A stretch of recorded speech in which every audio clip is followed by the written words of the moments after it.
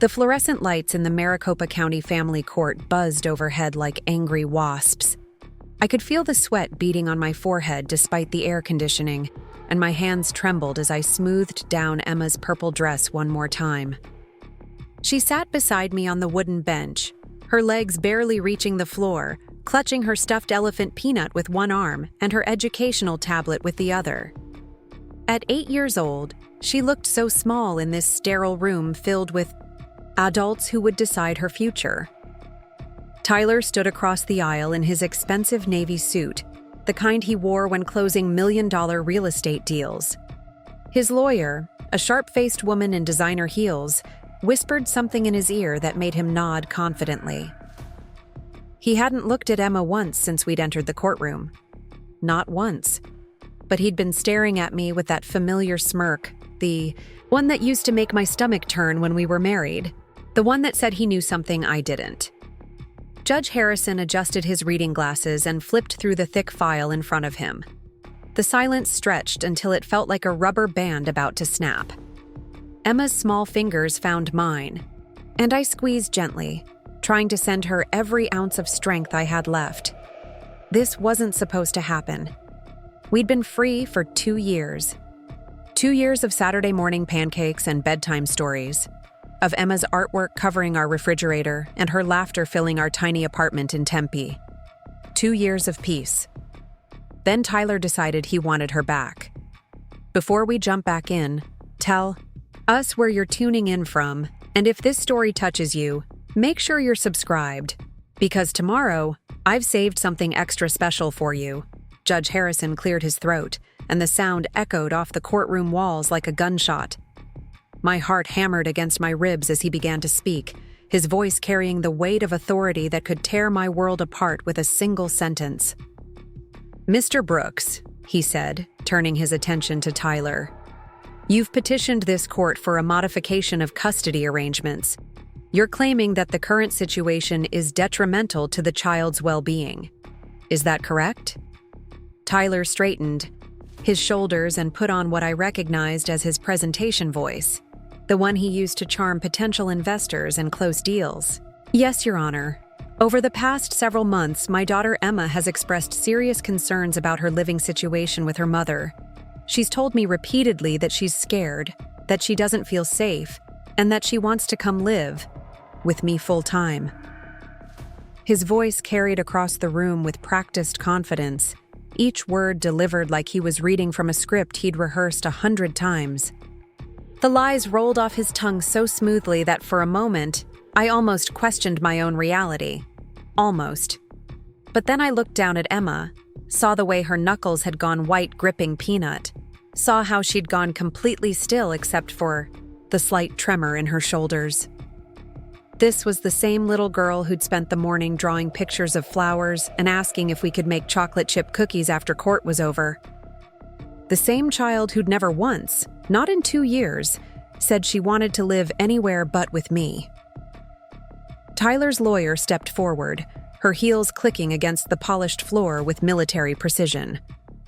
"Your Honor, we have documentation of concerning behavioral changes in the child following visits with the mother. Emma has been withdrawn, anxious, and has even mentioned feeling unsafe in her current environment.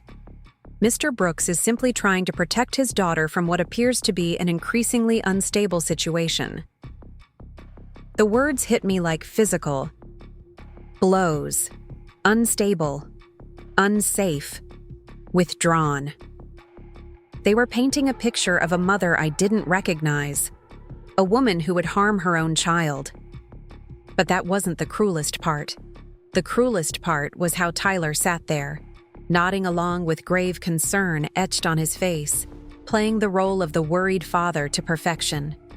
The same man who'd once screamed at Emma for accidentally knocking over a glass of water when she was 5. The same man who'd made both of us walk on eggshells for years, never knowing what would set off his volcanic temper. I wanted to stand up and scream the truth to everyone in that courtroom. I wanted to tell them about the Tyler who existed behind closed doors, the one who'd controlled every aspect of our lives with the precision of a prison warden. But I'd learned long ago that Tyler's public face and his private one were two completely different people, and the world only ever saw the charming version. Judge Harrison's eyes moved between Tyler and me, weighing something I couldn't see. The silence stretched until it became unbearable, filled only with the distant hum of the air conditioning and the shuffling of papers. Finally, he turned his attention to Emma, and I felt my daughter's entire body tense beside me. "Emma," Judge Harrison said, his voice gentler now, the way adults speak when they're trying not to frighten a small animal. "These are some very serious things your father is saying. I need to ask you directly, and I want you to tell me the truth. Do you feel safe living with your mother?" Time stopped. Every molecule of air in the courtroom seemed to evaporate, leaving me gasping for breath that wouldn't come. This was the moment Tyler had been building toward, the crescendo of his carefully orchestrated performance. He'd counted on Emma being too young, too confused, too intimidated by the formal setting to contradict his story. He'd probably coached her during their weekend visits, planted seeds of doubt and fear the way he'd once planted them in me.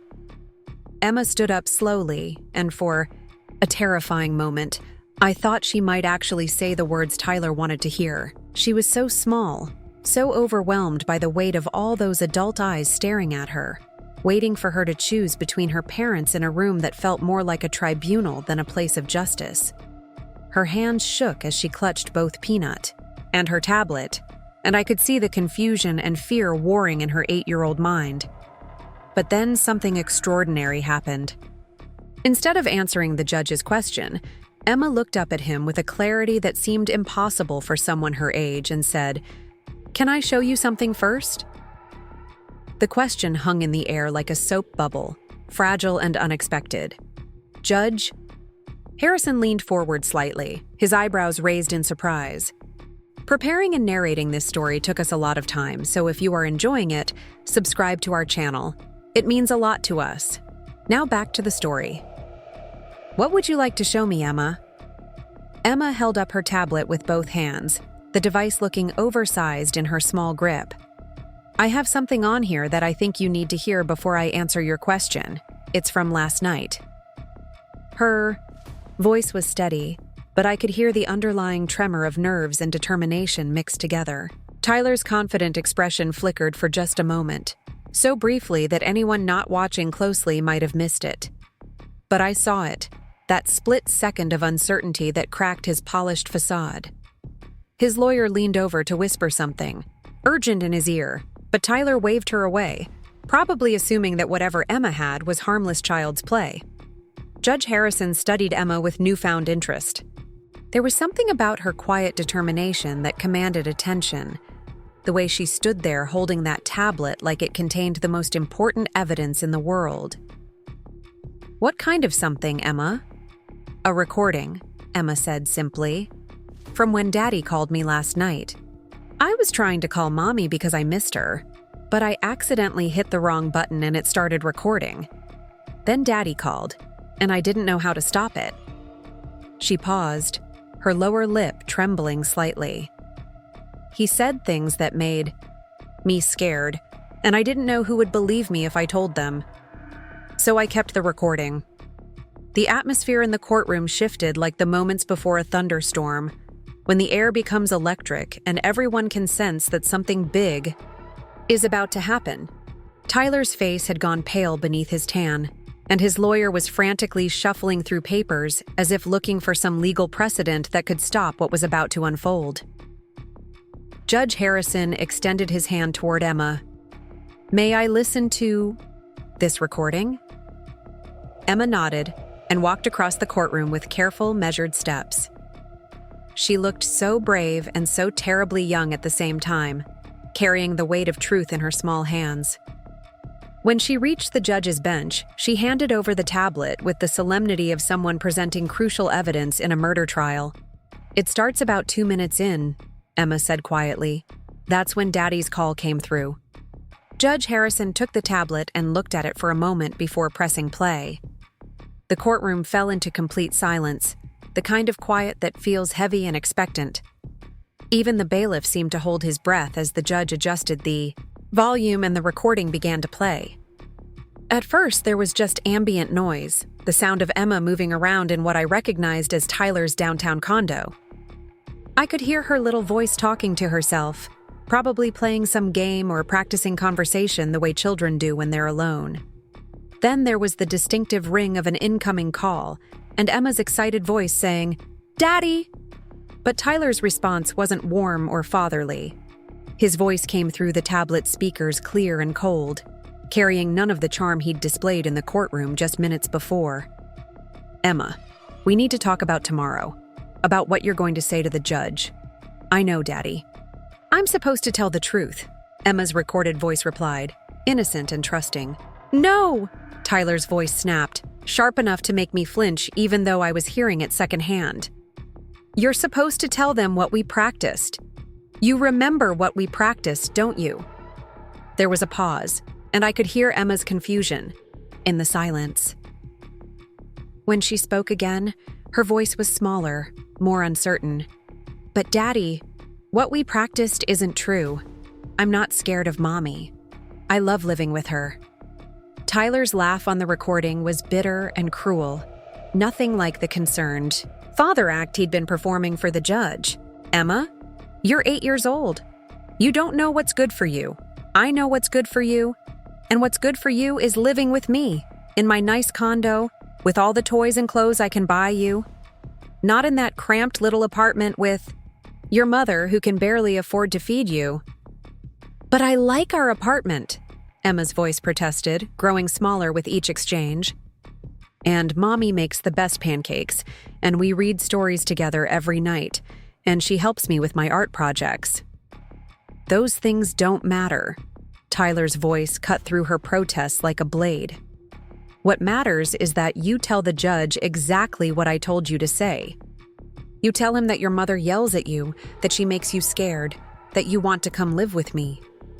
Do you understand?" The silence that followed was deafening. I could picture Emma in that moment, my brave little girl trying to process her father's demand that she lie under oath. Finally, her voice came through again, barely above a whisper. "But Daddy, that would be lying. Mommy taught me that lying is wrong." Tyler's response sent ice through my veins. His voice dropped to a menacing whisper that I knew all too well, the tone he'd used on me countless times during our marriage when he wanted to make sure I understood exactly how serious he was. "Emma, listen to me very carefully. If you don't, say what I told you to say. If you don't tell that judge that you want to live with me, then I will make sure your mother goes away forever. Do you understand what forever means, Emma? It means you'll never see her again. Never." Emma's gasp on the recording was audible to everyone in the courtroom, a sound of pure terror from a child who'd just had her worst nightmare laid out in front of her. "Daddy? No, please don't make Mommy go away." "Then you know what you have to do," Tyler's voice continued, relentless and cold. "You tell them exactly what I taught you to say, word for word. And Emma, if you even think about mentioning this conversation to anyone, I'll know. I always know. And if I find out you told someone, well, let's just say it won't just be your mother who goes away." The recording continued for a few more seconds, capturing Emma's quiet sobs and Tyler's final, cruel instruction. "Now stop crying and practice your lines one more time. I want to hear you say it like you mean it." Then the call ended, leaving only the sound of Emma crying alone in that condo. And finally, her small voice whispering to herself, "I have to save Mommy. I have to save her." Judge Harrison stopped the playback and set the tablet down on his desk with deliberate care. The silence in the courtroom was absolute, broken only by the sound of someone's sharp intake of breath. I looked over at Tyler and saw that his carefully constructed mask had completely crumbled. His face was ashen, his hands gripping the edge of the table so tightly that his knuckles had gone white. His lawyer had stopped shuffling papers and was staring at him with undisguised horror. But it was Emma's voice that broke the silence, clear and strong in a way that made my heart swell with pride and break with sorrow at the same time. "Your Honor," she said, looking directly at Judge Harrison with the gravity of someone far older than her 8 years. "I don't want to live with my daddy. I want to stay with my mommy, where I'm safe and loved and where nobody ever threatens to make people disappear." Judge Harrison looked at Emma for a long moment, then at Tyler, then back at Emma. When he spoke, his voice carried a weight of authority and disgust that filled every corner of the courtroom. "Mr. Brooks," he said, and Tyler's name sounded like an accusation. "Did you threaten this child with the disappearance of her mother if she didn't lie under oath in my courtroom?" Tyler opened his mouth, but no words came out. His lawyer placed a restraining hand on his arm, probably trying to prevent him from making things worse. But the damage was already done.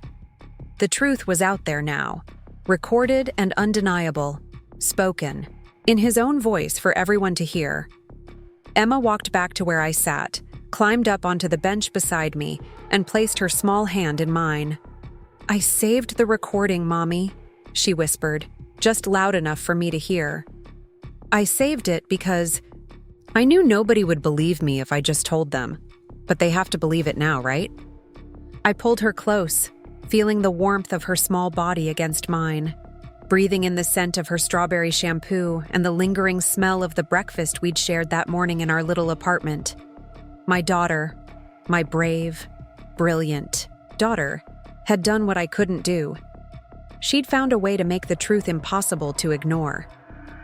As Judge Harrison began to speak again, his words cutting through Tyler's lies like a sword through paper, I realized that this moment would change everything, not just the custody arrangement, not just our legal situation, but the entire trajectory of our lives.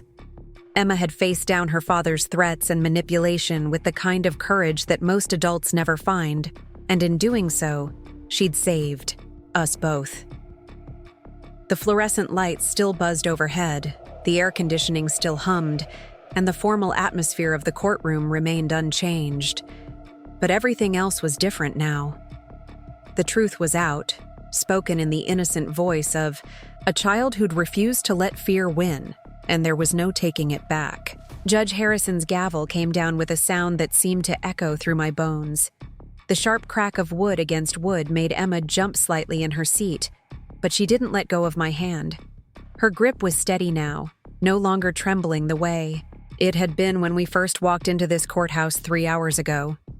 3 hours that felt like 3 lifetimes, each minute stretching and warping under the weight of what Tyler was trying to do to us. Tyler's lawyer, Ms. Peterson, stood up with the fluid motion of someone who'd done this dance 1,000 times before. She smoothed down her pencil skirt and approached the witness stand where Tyler now sat, looking every inch the concerned father in his perfectly pressed shirt and silk tie. The transformation was remarkable and sickening. Gone was any trace of the man whose voice had just filled this courtroom with threats and manipulation. In his place sat a master performer, ready to deliver the performance of his lifetime. "Mr. Brooks," Ms. Peterson began, her voice carrying the practiced sympathy of a funeral director. "This must be incredibly difficult for you. Can you tell the court what first prompted your concern about Emma's well-being in her current living situation?" Tyler's shoulders sagged slightly, a calculated display of paternal burden that I'd seen him practice in the mirror during our marriage, when he was preparing for important business presentations. He ran a hand through his perfectly styled hair, mussing it just enough to look authentically distressed. "It started about 6 months ago," he said, his voice heavy with manufactured concern. Emma began acting differently during our weekend visits. She was withdrawn, jumpy, always looking over her shoulder like she was afraid of something. The lie rolled off his tongue with such conviction that I almost wondered if he'd started believing it himself. This was Tyler's greatest talent, his ability to rewrite reality until even he forgot what was true. During our marriage, he'd perfected this skill, twisting conversations and events until I questioned my own memory, my own sanity. Now he was doing it in front of a judge, with Emma sitting right there listening to him paint a picture of a childhood that existed only in his imagination. Ms. Peterson nodded encouragingly, like a coach prompting a star athlete. "Can you give us some specific examples of this changed behavior?" Tyler leaned forward slightly, his expression earnest and pained. "She stopped wanting to play with the toys I bought her. She'd just sit in the corner of the living room, clutching that stuffed elephant of hers, barely speaking unless I asked her direct questions. When I'd try to engage her in conversation, she'd flinch, like she expected to be yelled at." He paused dramatically, his voice catching just enough to sound authentic. "As a father, watching your child react that way, it breaks your heart." The performance was flawless. If I hadn't lived with Tyler for 5 years, if I hadn't seen him practice this exact same emotional manipulation on business partners and family members, I might have believed him myself. But I knew better. I knew that Tyler's version of engaging Emma in conversation usually involved interrogating her about our life together, pumping her for information he could use against me later. I knew that when Emma sat quietly during his visits, it wasn't because she was traumatized at home. It was because she was walking on eggshells around him, the same way I used to. "Did Emma ever verbalize her concerns to you directly?" Ms. Peterson continued, leading him down the path they'd obviously rehearsed extensively. Tyler's jaw tightened, almost imperceptibly, a micro-expression that spoke to his growing confidence as the script unfolded according to plan. "Yes, she did. About 3 months ago, during one of our Saturday afternoon visits, she broke down crying. She told me she was scared to go home, that Mommy had been yelling at her a lot, that she felt like she was always in trouble no matter what she did." My stomach lurched as I listened to him describe conversations that had never happened, emotional breakdowns that existed only in his twisted imagination. Emma's hand tightened in mine, and I could feel the tension radiating from her small body. She was listening to her father describe a version of her that didn't exist, a frightened, unhappy child who bore no resemblance to the confident, artistic little girl who drew pictures of our adventures and left me notes in my lunch bag. The cruelest part wasn't just that Tyler was lying, it was how he was using Emma's genuine personality traits against her. Emma was a sensitive child, thoughtful and observant, qualities that made her an incredible artist and a wonderful companion. But in Tyler's hands, these beautiful aspects of her character became evidence of trauma and instability. Her artistic nature became withdrawal. Her thoughtfulness became anxiety. Her love for quiet moments became fear. "What did you do when Emma confided these concerns to you?" Ms. Peterson asked, her voice dripping with the kind of leading sympathy that made my skin crawl. Tyler straightened in his chair, every inch the responsible parent stepping up to protect his child. "I tried to talk to Sarah about it, of course. I called her that same evening, tried to approach the subject delicately. I said that Emma seemed upset and asked if there was anything going on at home that might be causing her distress." This was another complete fabrication, but delivered with such earnest conviction that I could see the judge taking notes. Tyler had never called me to discuss Emma's well-being. Our only communications were brief text exchanges about pickup and drop-off times, conversations he kept minimal because any extended interaction usually devolved into him making demands or veiled threats. "How did Ms. Mitchell respond to your concerns?" The question hung in the air like a loaded weapon. Tyler's expression shifted to one of disappointed sadness, like a man forced to speak difficult truths about someone he'd once loved. She became immediately defensive, started yelling at me over the phone, accusing me of trying to interfere in her parenting. She said that Emma was fine, that I was imagining things, and that if I kept making trouble, she'd find a way to stop my visits altogether. He paused, allowing the weight of this supposed threat to settle over the courtroom. That's when I realized that Sarah might not be willing to acknowledge there was a problem, even if it was hurting Emma. The fictional phone call he was describing made me want to scream, Not only had it never happened, but it was a complete inversion of our actual dynamic. Tyler was the one who made threats about limiting access, who used Emma as a weapon in his ongoing campaign to maintain control over my life. But here he sat, transforming himself into the concerned parent being stonewalled by an unstable ex-wife. Ms. Peterson turned slightly toward the judge, a theatrical gesture designed to emphasize the gravity of what was being revealed. "Mr. Brooks, did Emma's concerning behavior continue after this conversation with her mother?" "It got worse," Tyler said, his voice dropping to barely above a whisper, forcing everyone in the courtroom to lean forward to hear him. "She started having what I can only describe as panic attacks during our visits. She'd start breathing rapidly, her hands would shake, and she'd beg me not to take her home. One time, she locked herself in my bathroom and wouldn't come out for over an hour." Emma made a small sound beside me, something between a gasp and a whimper. I looked down at her and saw confusion and hurt written across her face. She was listening to her father describe events that had never happened, emotional crises that existed only in his imagination, and I could see her struggling to understand how the man who was supposed to protect her could lie so easily about her own life. The bathroom incident Tyler described was a particular stroke of calculated cruelty. Emma did sometimes spend long periods in bathrooms, but not because she was having panic attacks. She liked to practice her art in private, sketching pictures of the things she saw and experienced. Tyler's bathroom had a large mirror and good lighting, and Emma had told me once that she liked to draw self-portraits there because she could see herself clearly. But Tyler had taken this innocent, creative behavior and twisted it into evidence of psychological distress. "What finally convinced you that legal intervention was necessary?"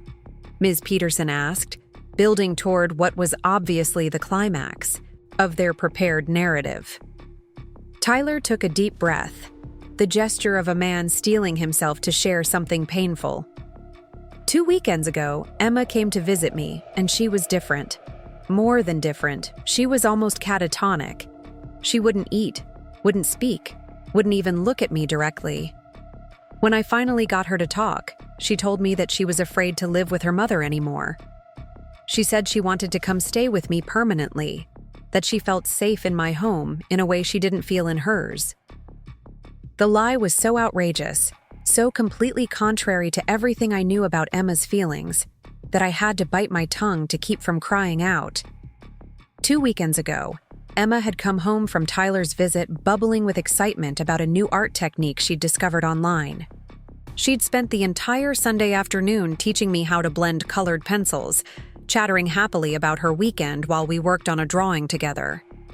The idea that this same child had begged her father to rescue her from me was so absurd, it would have been laughable if it weren't being presented as evidence in a court of law.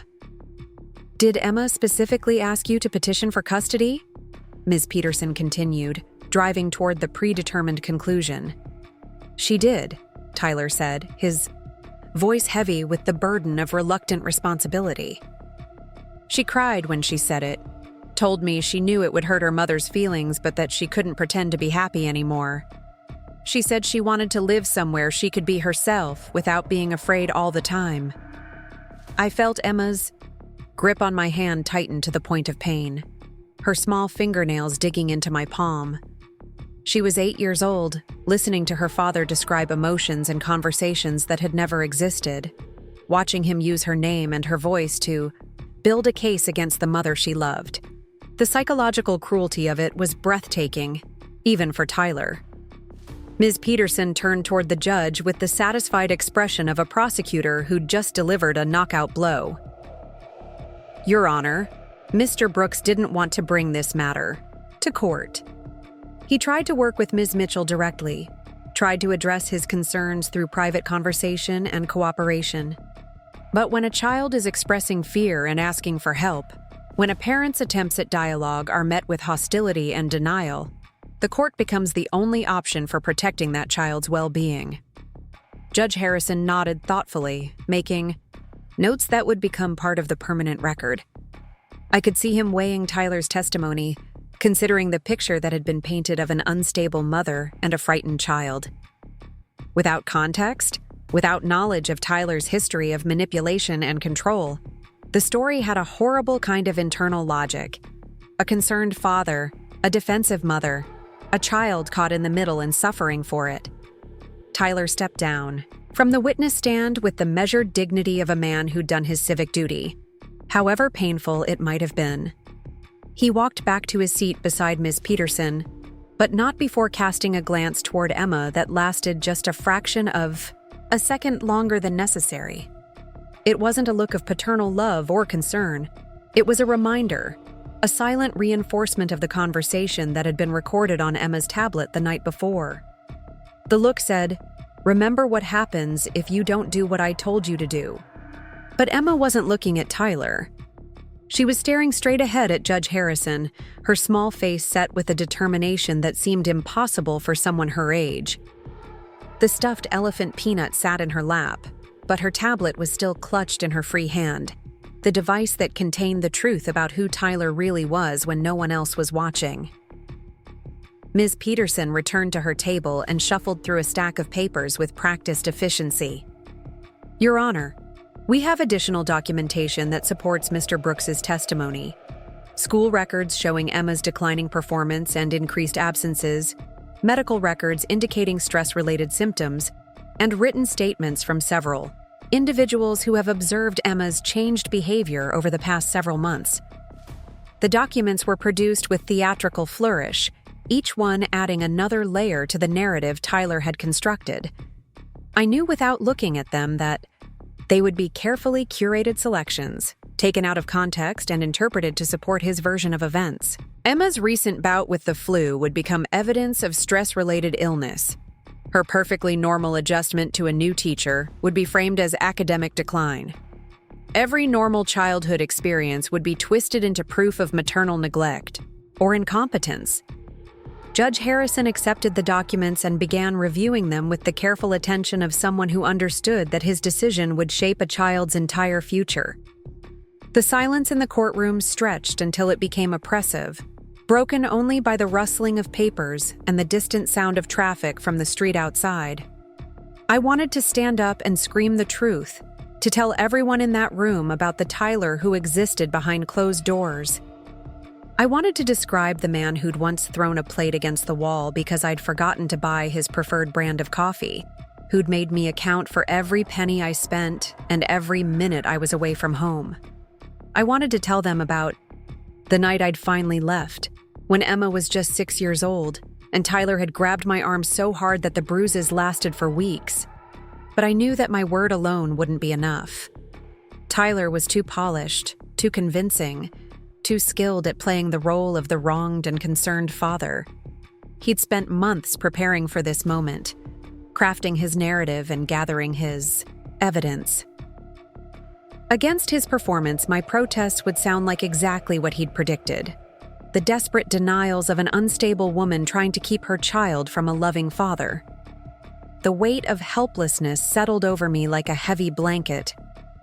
This was Tyler's game, played by Tyler's rules, in Tyler's world where charm and manipulation could overpower truth and love.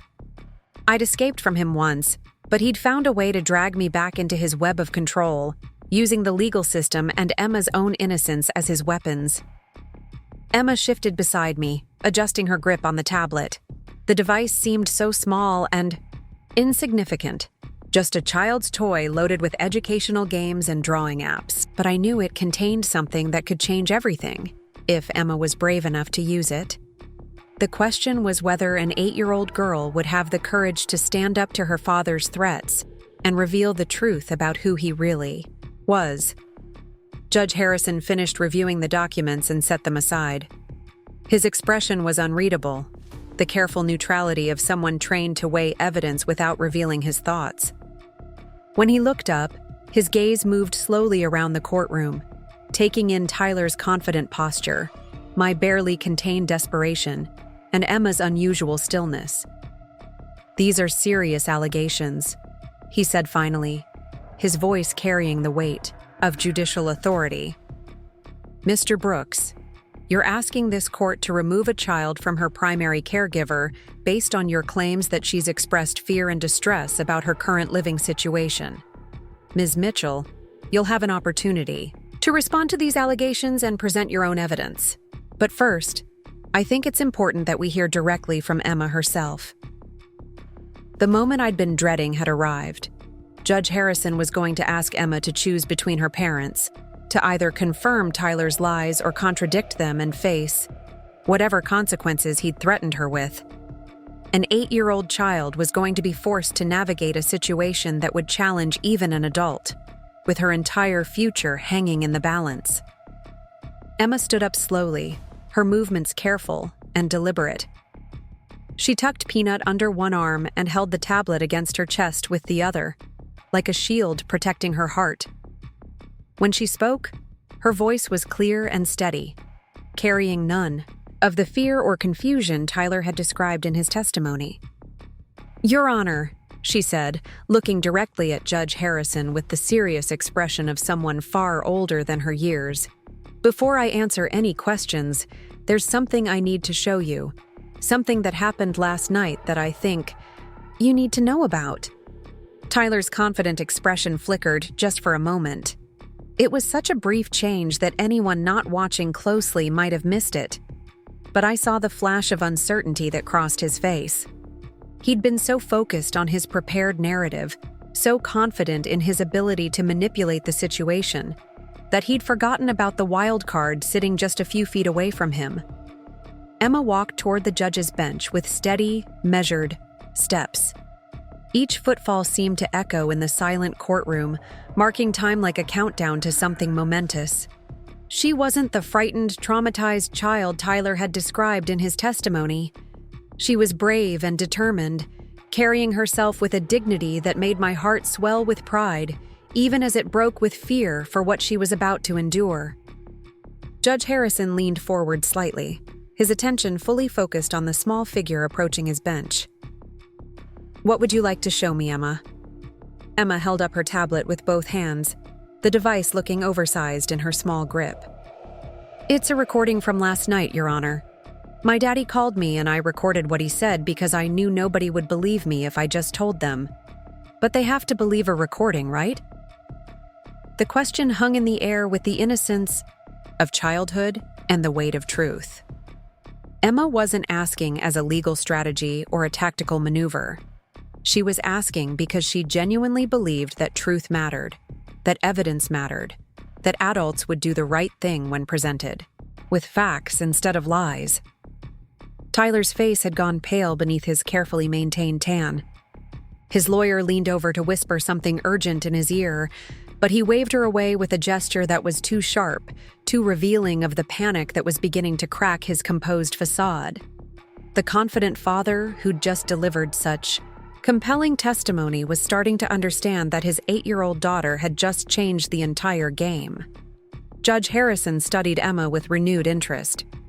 There was something about her quiet confidence, her matter-of-fact presentation of evidence, that commanded attention in a way Tyler's polished performance had not. "You recorded a conversation with your father last night?" "Yes, sir," Emma said, nodding once. "He called me at his house where I was staying for the weekend. I was trying to use my tablet to call Mommy because I missed her, but I hit the wrong button and it started recording. Then Daddy's call came through, and I didn't know how to stop the recording without hanging up on him, so I just let it keep going." She paused, her grip tightening on the tablet. "He said things that scared me, Your Honor. Things about what would happen if I didn't lie for him today. And I thought maybe if I had proof of what he really said, then people would understand why I can't say what he wants me to say." The silence in the courtroom was absolute. Even the bailiff seemed to be holding his breath as Judge Harrison considered this unexpected development. Tyler sat frozen in his chair, his carefully constructed narrative crumbling around him as his 8-year-old daughter prepared to expose the man he really was behind closed doors.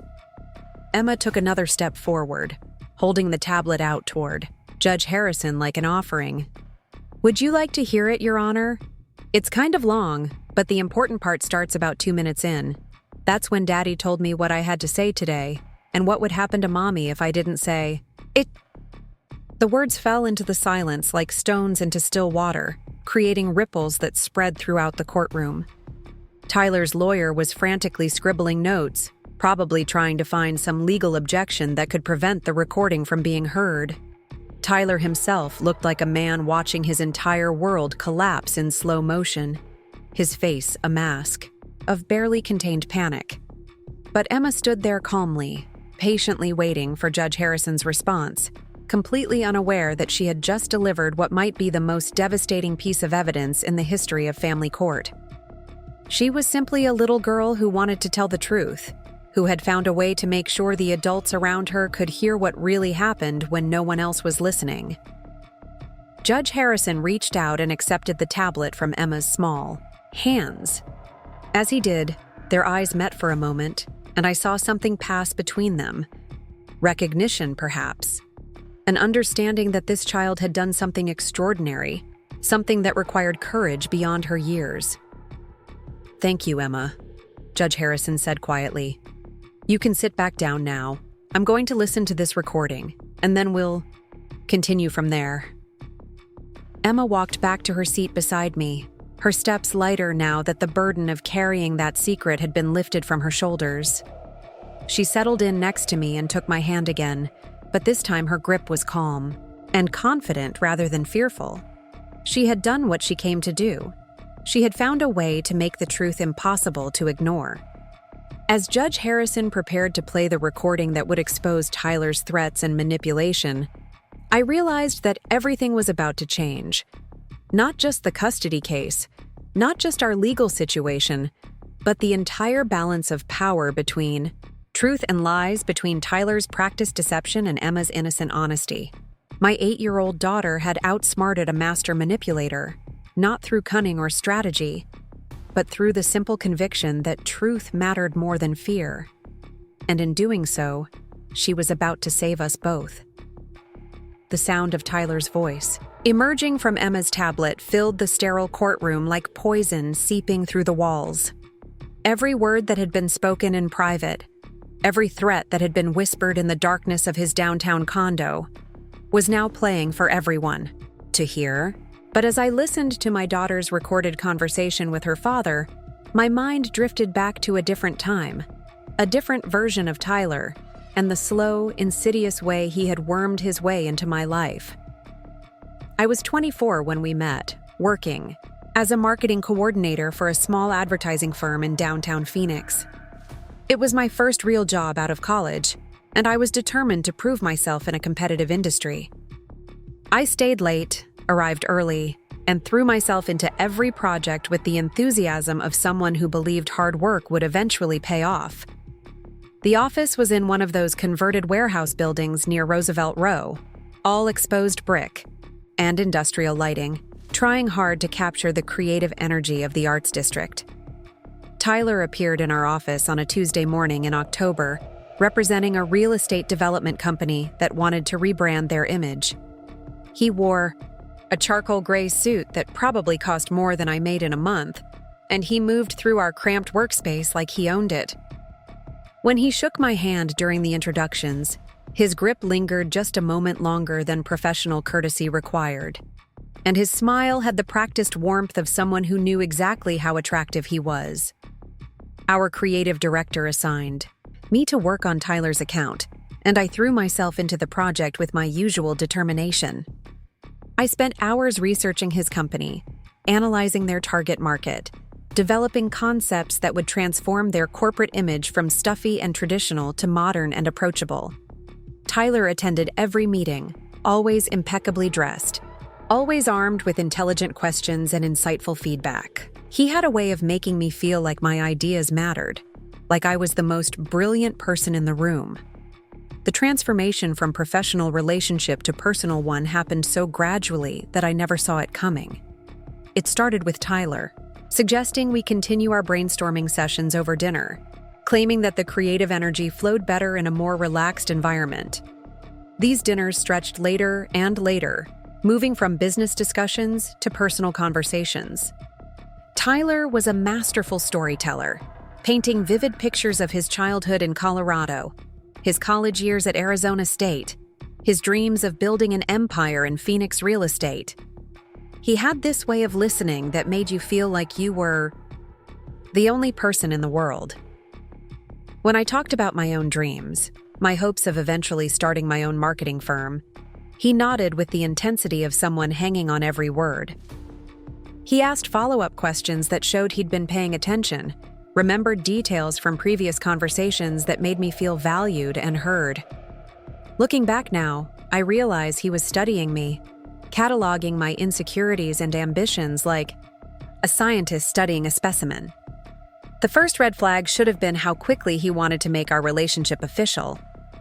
Within 6 weeks of our first dinner, he was talking about exclusivity, about how special what we had was, about how he'd never met anyone who understood him the way I did. It felt romantic at the time, like something out of a movie where the successful businessman falls for the hardworking girl with big dreams. I was flattered by his attention, intoxicated by the way he seemed to see potential in me that I hadn't even recognized in myself. Tyler had a way of making grand gestures that swept away any doubts I might have had about the speed of our relationship. He sent flowers to my office with handwritten notes that made my coworkers sigh with envy. He surprised me with weekend trips to Sedona and San Diego, staying in hotels that I could never have afforded on my own.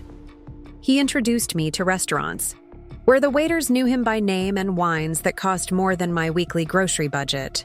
But beneath all the romance and excitement, there were subtle signs that I either missed or chose to ignore. Tyler had strong opinions about everything, from the way I wore my hair to the restaurants where we ate dinner. He always presented these opinions as helpful suggestions, couched in language that made them sound like compliments. "You look so much more sophisticated with your hair up," he'd say. Or, "You have such beautiful features. You don't need all that makeup to be gorgeous." At first, I appreciated what I thought was his attention to detail, his desire to help me present my best self to the world. When he suggested I might want to reconsider some of my friendships, explaining that certain people were holding me back from reaching my full potential, I listened because I trusted his judgment. Tyler was successful, worldly, experienced in ways I wasn't. If he thought some of my college friends were immature, or my coworkers were negative influences, maybe he was right. The isolation happened so gradually that I didn't realize it was happening until it was almost complete. Tyler never forbade me from seeing my friends. Instead, he created situations where it became increasingly difficult to maintain those relationships. He'd plan elaborate dates on the same nights I'd made plans with friends, then act hurt when I chose my existing commitments over his romantic gestures. He'd invite me to important business functions that coincided with birthday parties or girls' nights out, making me feel guilty for even considering missing opportunities that could advance my career. When I did spend time with friends, Tyler would greet me afterward with detailed questions about what we'd discussed, who had said what, whether anyone had asked about our relationship. His curiosity seemed natural at first, like the interest of someone who cared about every aspect of my life. But gradually, those debriefing sessions became more intense, more invasive.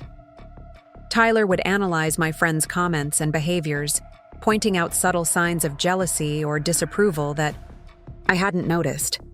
My friend Jessica was the first to voice concerns about Tyler's behavior. We'd been roommates in college and had maintained a close friendship even after graduation. She noticed how Tyler monopolized my time, how he had an opinion about everything from my career choices to my wardrobe. One evening, after Tyler had called 3 times during our dinner to ask when I'd be home, Jessica looked across the table with genuine worry in her eyes. "Sarah," she said carefully, "don't you think Tyler's a little controlling? I mean, you're a grown woman. You shouldn't have to check in every hour like you're on parole." Her words stung because somewhere deep down, I knew she was right. But I was already so invested in my relationship with Tyler, so caught up in the intoxicating feeling of being chosen by someone who seemed so far out of my league, that I couldn't admit the truth even to myself. Instead, I defended Tyler, explaining that he worried about me because he cared, that his attention was a sign of love rather than control. The argument that followed was the beginning of the end of my friendship with Jessica. Tyler was waiting for me when I got home that night, and something in my expression must have given away what had happened. He didn't ask directly what Jessica had said, but he began a careful campaign to undermine my trust in her. He'd make casual comments about how negative she seemed, how she was probably jealous of our happiness, how toxic friends could poison even the healthiest relationships. Within 6 months, Jessica and I barely spoke. The same pattern played out with other friends, with coworkers, with anyone who might have provided an outside perspective on my relationship with Tyler. He never directly told me to cut ties with these people. Instead, he created an environment where maintaining those relationships became so difficult and emotionally exhausting that it seemed easier to let them fade away. Tyler proposed on a beach in Maui during what he called our 1-year anniversary trip. The ring was stunning, a princess-cut diamond surrounded by smaller stones that caught the Hawaiian sunset like captured fire. He'd planned everything perfectly, from the private dinner on the beach to the photographer hidden in the palm trees to capture the moment. When I said yes, tears streaming down my face, I felt like the luckiest woman in the world. The engagement period was a whirlwind of wedding, planning and house hunting. Tyler had very specific ideas about what our wedding should look like, where we should live, how we should start our married life together. He wanted a big wedding at the Arizona Biltmore, with his business associates and family members filling the guest list. When I mentioned inviting some of my college friends, he gently suggested that we should focus on the people who were currently part of our lives rather than dwelling on the past. Our new house was Tyler's dream home, a sprawling, contemporary design in the foothills of Phoenix with floor-to-ceiling windows and an infinity pool that seemed to blend into the desert landscape. It was beautiful, sophisticated, and completely beyond anything I could have imagined affording. Tyler handled all the financial arrangements, explaining that his real estate connections had gotten us an incredible deal, that my name didn't need to be on the mortgage because his credit and income made the process simpler. I should have questioned why my name wasn't on any of the documents, should have insisted on being part of the financial decisions that would shape our future together. But Tyler presented everything as a gift he was giving me, a way of taking care of the woman he loved. He made me feel special, chosen, protected. The house, the wedding, the lifestyle he was offering, it all seemed like evidence of how much he valued me. The first year of marriage was like living in a beautiful cage that I didn't yet realize was locked. Tyler encouraged me to quit my job at the advertising firm, pointing out that his income was more than sufficient to support us both, that I deserved to pursue my dream of starting my own marketing company rather than making other people rich. It sounded reasonable, romantic even. My husband believed in me enough to support my entrepreneurial ambitions. But starting my own business turned out to be more complicated than Tyler had made it sound. Every decision required his input and approval. He wanted to review every potential client, every marketing strategy, every financial projection.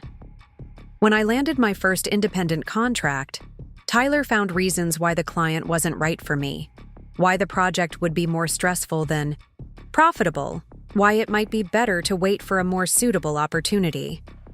The opportunities he deemed suitable never seemed to materialize. Tyler was always finding problems with potential clients or projects, always suggesting that I wait just a little longer for the right opportunity to present itself.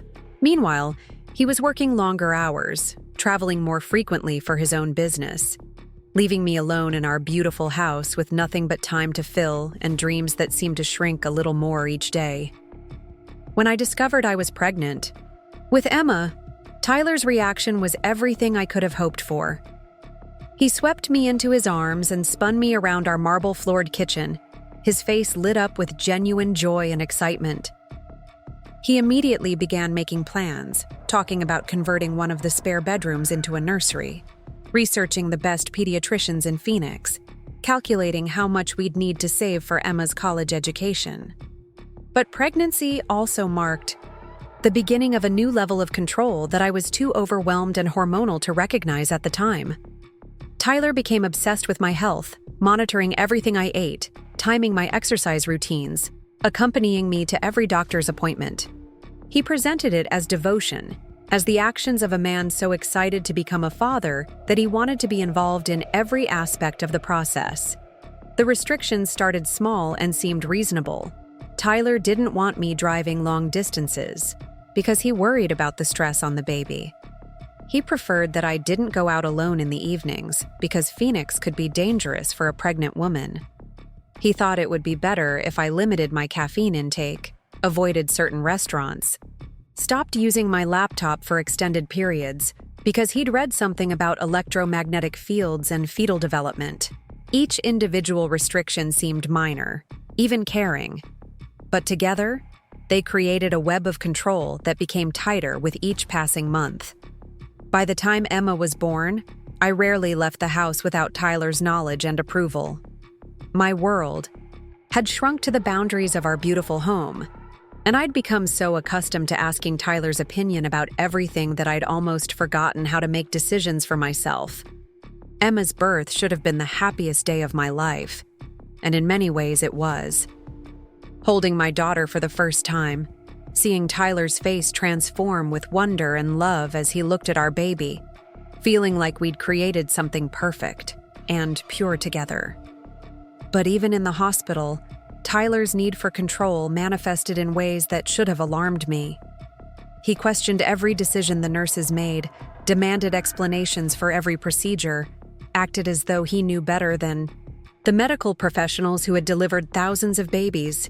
When Emma cried, Tyler had theories about what was wrong and solutions that needed to be implemented immediately. When she slept, he worried that she was sleeping too much or not deeply enough. The first few months of Emma's life blurred together. In a haze of sleepless nights and overwhelming responsibility, Tyler hired a nanny without consulting me, then fired her 2 weeks later because he didn't like the way she held Emma. He researched infant development obsessively, creating schedules and charts that tracked every aspect of Emma's growth and behavior. I was drowning in postpartum exhaustion and hormonal confusion, but Tyler seemed to have boundless energy for micromanaging our daughter's care. He had opinions about everything from the brand of diapers we used to the temperature of Emma's bathwater. When I made decisions that differed from his preferences, he'd present research and expert opinions that contradicted my choices, making me feel incompetent and uninformed. The turning point came when Emma was about 6 months old.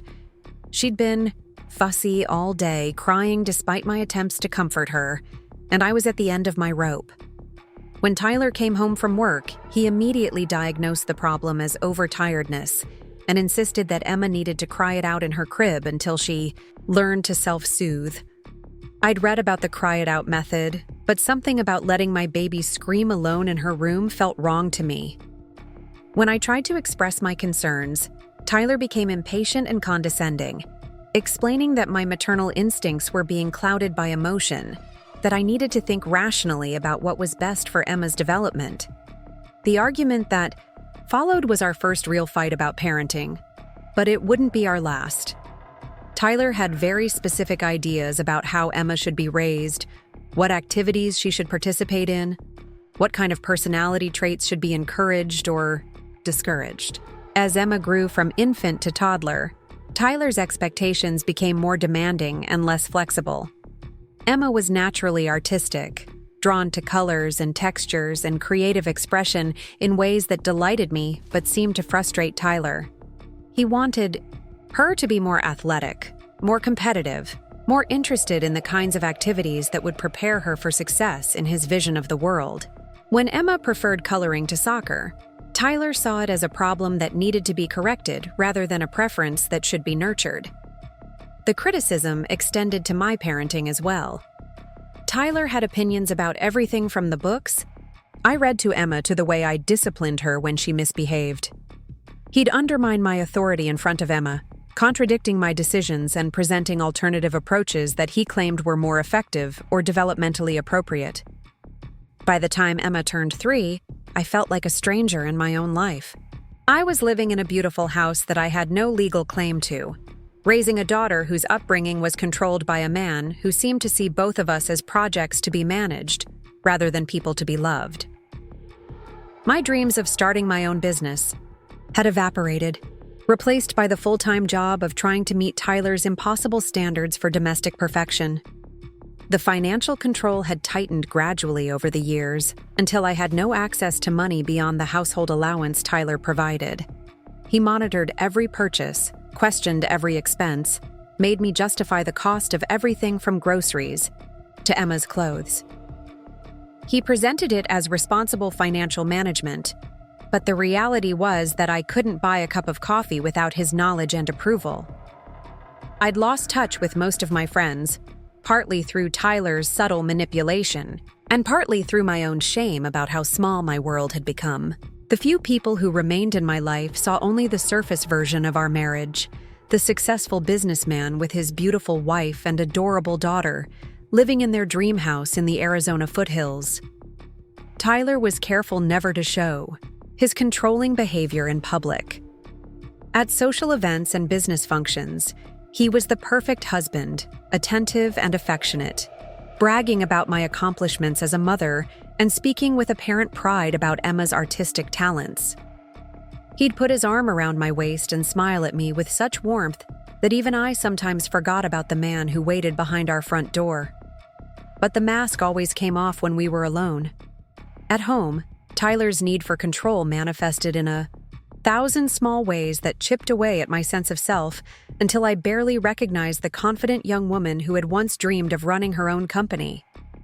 He criticized my cooking, my housekeeping, my appearance, my parenting, always in the guise of helpful suggestions that were really commands disguised as advice. The breaking point came on a Saturday afternoon when Emma was 5 years old.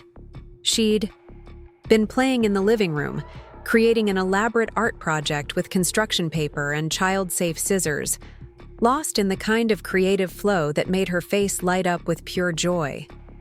The coffee table was covered with colorful paper, scraps, and Emma was carefully arranging them into what she called a rainbow garden. Tyler walked into the room and saw the mess Emma had made, the paper scattered across his pristine coffee table, the scissors and glue stick left open on his expensive furniture.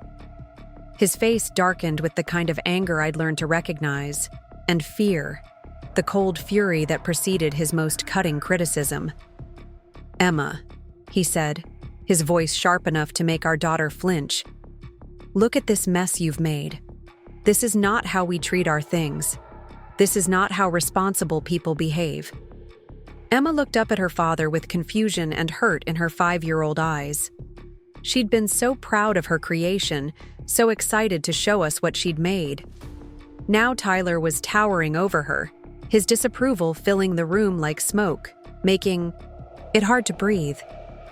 "But Daddy," Emma said in a small voice, "I was making something beautiful for you and Mommy." Tyler's response was swift and brutal. "Beautiful? This is not beautiful, Emma. This is a mess. Beautiful things are organized, clean, purposeful. This is just chaos, and chaos is not acceptable in this house." Emma's face crumpled, and she began to cry, not the loud wailing of a child having a tantrum, but the quiet, heartbroken sobs of someone whose spirit has been crushed. Tyler continued his lecture, explaining how Emma needed to learn responsibility, how creativity without discipline was worthless, how she needed to think before she acted if she wanted to be successful in life. I watched my 5-year-old daughter absorb these harsh words, saw the light go out of her eyes as Tyler demolished her joy with his criticism, and something inside me finally snapped. This wasn't about teaching responsibility or instilling discipline. This was about control, about Tyler's need to dominate every aspect of our lives, including our daughter's natural creativity and joy. "Tyler," I said, stepping between him and Emma, She's 5 years old. She was making art, not creating chaos. There's nothing wrong with a little mess when a child is being creative. Tyler turned his cold stare on me, and I saw something in his eyes that I'd never seen before. Not just anger or disapproval, but something darker and more dangerous. "Sarah," he said in a voice that could have frozen fire, "Emma needs to learn boundaries. She needs to understand that actions have consequences. If you can't see that, if you can't support consistent parenting, then maybe you're part of the problem." The threat was implicit, but unmistakable. Tyler was telling me that if I didn't support his harsh treatment of Emma, if I continued to question his authority, there would be consequences for me as well. But as I looked at my daughter, still crying over the ruins of her rainbow garden, I realized that I couldn't stay silent anymore. I couldn't watch Tyler crush Emma's spirit the way he'd systematically destroyed mine.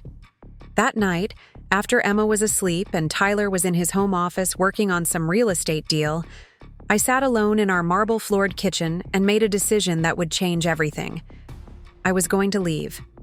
I was going to take Emma and walk away from this beautiful prison, even if it meant giving up the security and comfort that Tyler provided. My daughter deserved better than growing up in a house where love came with conditions, and creativity was seen as something to be controlled rather than celebrated. The planning took months. I had to do everything in secret, carefully gathering the documents and resources I would need to establish an independent life. I opened a bank account using my maiden name, slowly saving small amounts of cash that Tyler wouldn't notice. I researched apartments, jobs, childcare options, legal aid, services, all while maintaining the facade of the perfect wife and mother. The hardest part was watching Emma navigate Tyler's increasingly demanding expectations, while knowing that I was planning to take her away from the only home she'd ever known. Tyler had begun enrolling her in structured activities, ballet and piano lessons and junior tennis, trying to mold her into his vision of what a successful child should be. Emma participated dutifully, but I could see that the spontaneous joy she'd once found in creative expression was being systematically replaced by anxiety about meeting Tyler's standards. The night I finally left, Emma was 6 years old, and Tyler was away on a business trip to Los Angeles. I'd planned it carefully, waiting for a time when I'd have at least a 12-hour head start before Tyler realized we were gone. I packed only what we absolutely needed, knowing that anything we left behind would be lost forever. Emma woke up when I was putting her clothes into a small suitcase, and she looked at me with sleepy confusion. "Mommy, where are we going?" I knelt down beside her bed and took her small hands in mine, trying to find words that would explain something I barely understood myself. "We're going to stay with Aunt Grace for a while, sweetheart. We're going to start a new adventure, just you and me." Emma's eyes filled with tears, and she asked the question I'd been dreading. "Is Daddy coming with us?" I wanted to lie, to make it easier for both of us, but I knew that Emma deserved the truth, even if it was complicated and painful. "No, baby. Daddy's going to stay here, but you and I are going to find a new place to live, and we're going to be happy there." Emma cried as we left the house, and so did I. We were walking away from security, from comfort, from the only life Emma had ever known. But we were also walking toward something that Tyler's beautiful prison had never offered us. The possibility of freedom, of joy without conditions, of love that didn't come with a price tag attached. My sister Grace lived in a modest house in Scottsdale, and she opened her door to us without questions or judgment. She'd always been suspicious of Tyler, though she'd never said anything directly. Now, as I sat at her kitchen table at 3 a.m, telling her about the years of control and manipulation, she just listened and nodded and held Emma while our daughter cried for the father she didn't understand she needed to escape from. The first few months were the hardest thing I'd ever experienced. Tyler hired private investigators to find us, served me with legal papers demanding the return of his daughter, painted me as an unstable woman who'd kidnapped a child. From her loving father, He had resources I couldn't match, connections I couldn't compete with, a public persona that made him seem like the victim of a vindictive ex-wife. But I also had something Tyler didn't understand: the truth. And slowly, painfully, I began to rebuild my life in Emma's on a foundation of honesty rather than control. I found work as a daycare assistant, a job that barely paid enough to cover our basic expenses, but allowed me to be around children who reminded me daily of the joy and creativity that Tyler had tried to suppress in Emma. We moved into a small, 2-bedroom apartment in Tempe, a place that was cramped and modest but entirely ours. Emma had her own room for the first time, painted purple at her request, with walls covered in her artwork and shelves filled with books we'd chosen together. It wasn't luxurious, but it was free from Tyler's suffocating control. Emma flourished in ways that broke my heart and filled it simultaneously. Away from Tyler's constant criticism and impossible standards, she rediscovered her natural creativity and joy. She made friends at her new school, kids who appreciated her artistic talents and gentle nature. She laughed more than she had in years, the kind of belly-deep laughter that had been missing from our house in the foothills. But Tyler wasn't finished with us. He'd lost the first round of custody proceedings, partly because Emma was too young to testify, and partly because the judge had seen through some of his more obviously manipulative tactics. But Tyler was nothing if not persistent, and he spent the next 2 years building a new case, gathering new evidence, preparing for another chance to reclaim control over the daughter he saw as his property. The court order that arrived 6 months ago was like a punch to the stomach, a reminder that Tyler's reach was longer than I'd hoped, and his determination stronger than I'd feared. He was back, with a new lawyer and a new strategy, claiming that Emma had expressed a desire to live. With him, that I was an unfit mother, that he was simply trying to protect his daughter from an increasingly unstable situation. As I sat in that courtroom listening to Tyler weave his web of lies, watching him perform the role of concerned father with the same skill he'd once used to convince me I was lucky to be chosen by him, I realized that some battles never really end. Tyler would always be Emma's father, would always have some claim on her life, would always be looking for ways to reassert the control he'd lost when we walked out of his house. But this time was different. This time, Emma was old enough to have her own voice, old enough to understand the difference between love and control, old enough to recognize that her father's version of caring came with strings attached that were really chains in disguise. And this time, Tyler had made a crucial mistake. He'd underestimated the courage and intelligence of the daughter he was trying to reclaim. The silence that followed Emma's recorded conversation was unlike anything I'd ever experienced. It wasn't just the absence of sound. It was the presence of truth so powerful that it seemed to suck all the oxygen out of the room. Judge Harrison sat motionless at his bench, the tablet resting in his hands like a piece of evidence that had just blown apart everything we thought we knew about this case. Tyler's face had gone completely white, his carefully constructed facade crumbling in real time as his own words echoed back at him from the device his daughter had carried into court. Ms. Peterson, Tyler's lawyer, was frantically shuffling through papers as if she might find some legal precedent that could undo what everyone had just heard. But there was no arguing with Tyler's own voice, no spin that could transform his threats into paternal concern, no way to explain away the cold calculation in his tone as he'd tried to coerce an 8-year-old child into lying under oath. The recording had stripped away every pretense, every carefully crafted lie, leaving Tyler exposed as the manipulative abuser he'd always been behind closed doors. Emma sat beside me with a calmness that seemed impossible for someone her age. She'd just done something that required more courage than most adults ever summon in their entire lives, and yet she appeared completely at peace with her decision. Her small hand rested in mine, warm and steady, no longer trembling with fear or uncertainty. She'd found her voice and used it to save us both, and the relief radiating from her small body was palpable. Judge Harrison cleared his throat, and The sound seemed to break the spell that had fallen over the courtroom. He looked directly at Tyler, and the contempt in his expression was unmistakable. "Mr. Brooks," he said, his voice carrying the weight of absolute authority, "I want you to understand that what I just heard represents one of the most disturbing attempts at witness intimidation and child manipulation that I have encountered in my 23 years on the bench." Tyler opened his mouth as if to speak, but Judge Harrison held up a hand that brooked no argument. "You will remain silent unless I ask you a direct question. Do you understand me?" Tyler nodded, his Adam's apple bobbing as he swallowed hard. Gone was any trace of the confident businessman who'd walked into this courtroom 3 hours ago. In his place sat a man who'd just been exposed as a fraud, his true nature revealed for everyone to see. Judge Harrison turned his attention back to Emma, his expression softening considerably. "Emma, what you did today took tremendous courage.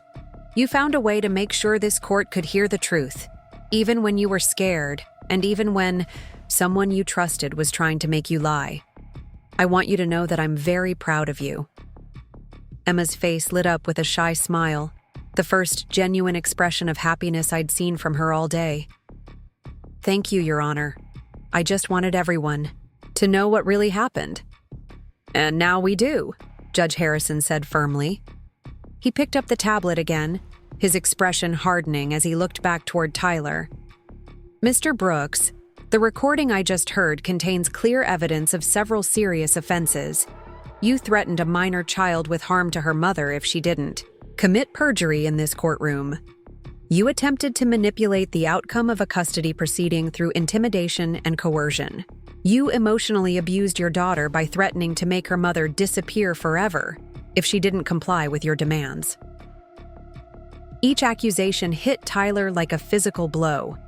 I could see him shrinking in his chair, his expensive suit suddenly looking like a costume that no longer fit. The man who'd once controlled every aspect of my life through charm and manipulation was being systematically dismantled by the weight of his own actions. Judge Harrison continued, his voice growing colder with each word. "The petition for custody modification is not just denied, Mr. Brooks. Based on the evidence presented today, I am immediately suspending all visitation rights pending a comprehensive investigation by Child Protective Services and the District Attorney's Office. You will have no contact with Emma Mitchell except through court-supervised channels, and any future contact will depend on the recommendations of child welfare professionals and the outcome of any criminal proceedings that may result from today's revelations." Tyler's lawyer finally found her voice, standing up with obvious desperation. "Your Honor, surely we can discuss the terms of visitation. Mr. Brooks loves his daughter and—" "Ms. Peterson," Judge Harrison interrupted, his tone sharp enough to cut glass. "Your client just threatened an 8-year-old child with the permanent loss of her mother if she didn't lie under oath in my courtroom. There will be no discussion of visitation terms. There will be no negotiation. Your client has demonstrated that he poses a clear and present danger to this child's emotional and psychological well-being, and I will not allow him another opportunity to manipulate or intimidate her." The finality in Judge Harrison's voice was absolute. Tyler wouldn't be getting Emma back, not today, not ever, unless he underwent massive intervention and proved beyond any doubt that he was no longer a threat to his daughter's safety and well-being. Even then, any future contact would be carefully monitored and controlled by people whose only concern was Emma's best interests. Tyler finally spoke, his voice barely above a whisper. "Your Honor, I love my daughter. Everything I did was because I thought it was best for her." Judge Harrison's expression didn't soften even slightly.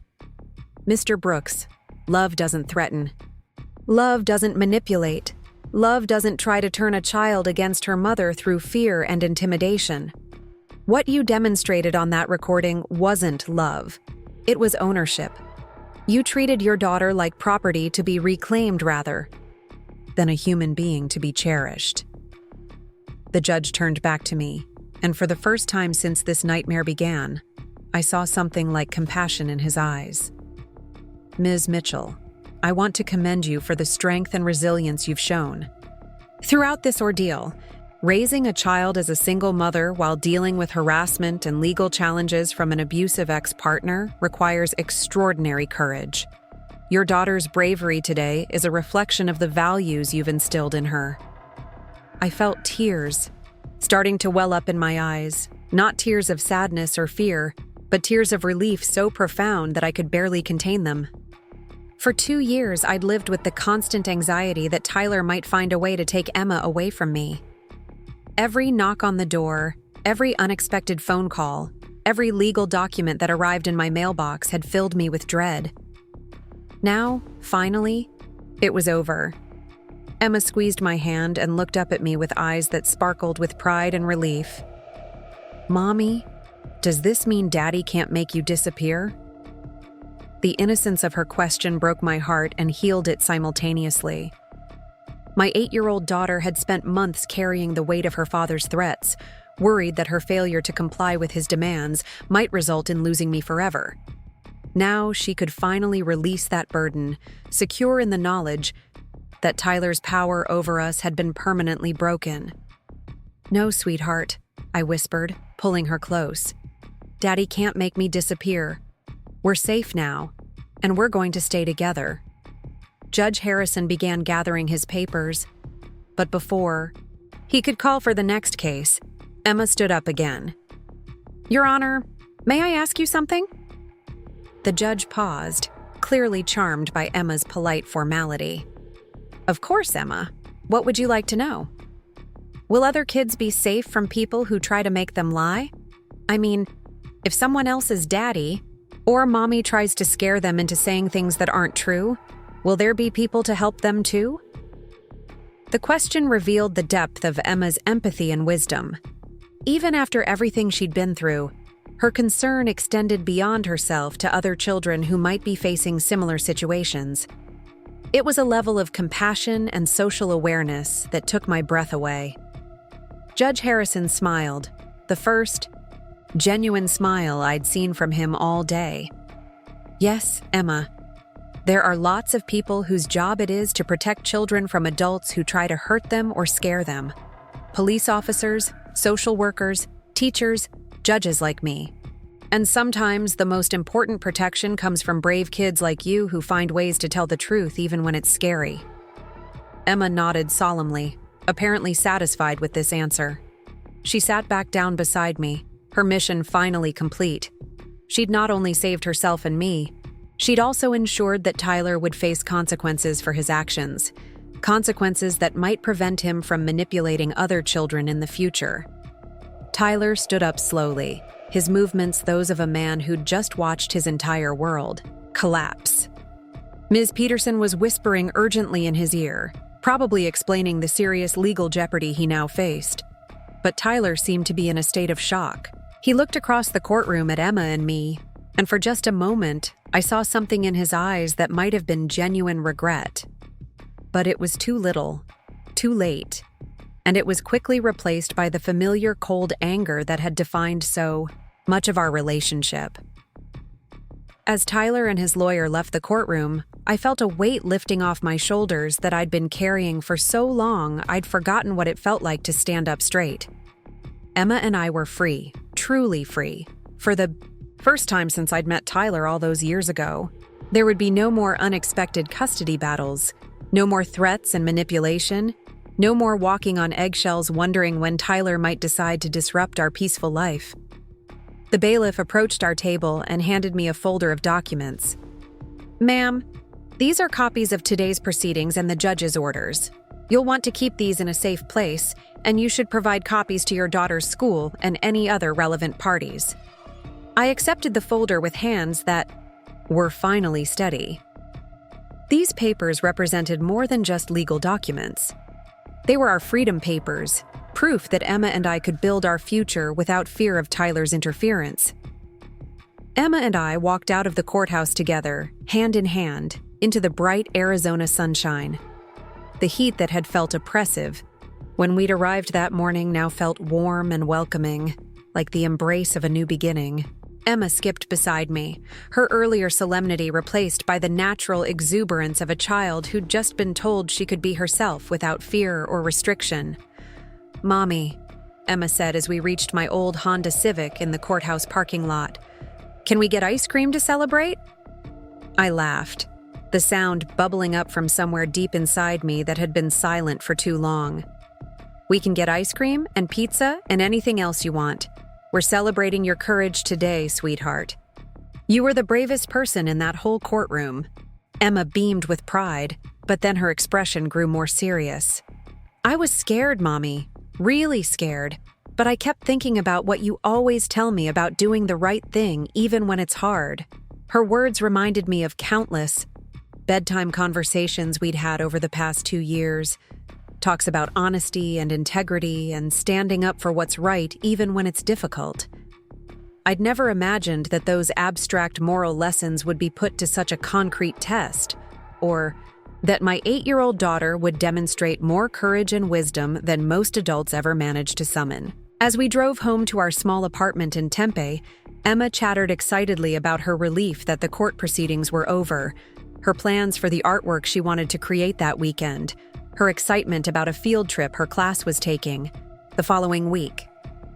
The constant undercurrent of anxiety that had colored our conversations for months was finally gone, replaced by the natural enthusiasm of a child who could plan for the future without fear. Our apartment felt different when we walked through the door that afternoon. The same mismatched furniture was still there, the same cramped kitchen and tiny bedrooms, but the atmosphere had been transformed. This wasn't just our humble home anymore. It was our sanctuary, a place where Emma could grow and flourish without the shadow of Tyler's manipulation hanging over us. Grace was waiting for us when we arrived, having taken the afternoon off from her nursing job to hear about the court proceedings. When I told her about Emma's recording and Tyler's complete defeat, she swept Emma up in a hug that lifted our daughter off the ground. "I'm so proud of you, little warrior," Grace said, tears streaming down her face. "You saved your mommy and yourself today." Emma giggled and wrapped her arms around Grace's neck. "Aunt Grace, I wasn't a warrior. I just had a tablet that could record stuff." "Sometimes," Grace said, setting Emma down and kneeling to her eye level, "the most powerful weapons are the ones that tell the truth. Your tablet didn't save you, sweetheart. Your courage did."